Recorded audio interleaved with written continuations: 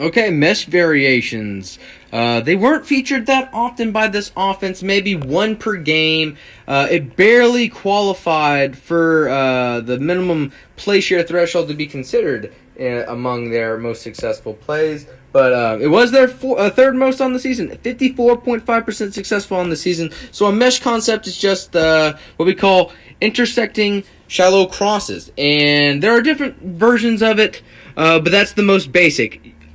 Usually you like to pair complementary concepts, whether it be on both sides of the formation with a post or a corner, or in this instance, the mill, which I love personally as a standalone concept. The mills concept made famous by Steve Spurrier at Florida in the early 90s. But we have our shallow cross intersections there with our running back running a little swing pattern towards the flat. Now, Tennessee here, they're going to get 10 guys essentially within 5 yards of the line of scrimmage. They're trying to create havoc with the blocking assignments with one free. Now, I'm not exactly sure what coverage this is because it obviously results in a blown coverage because of what the pass off becomes between these two defenders. So pre-snap, they're faking like it's only going to be these four, but we're going to creep up and he's going to come.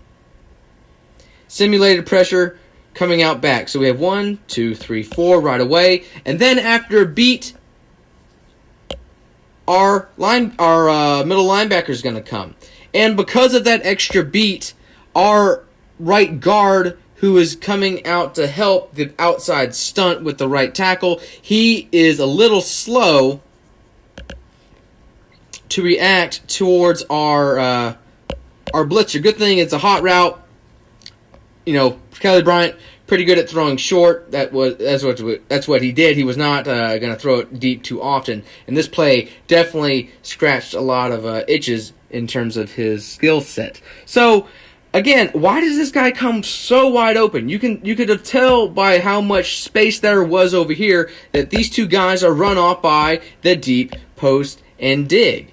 So with them taken out of the picture, why isn't one of these guys covering this across the field? Well, that's a good question. And if we actually look at our boundary corner who passes it off here, just keep watching.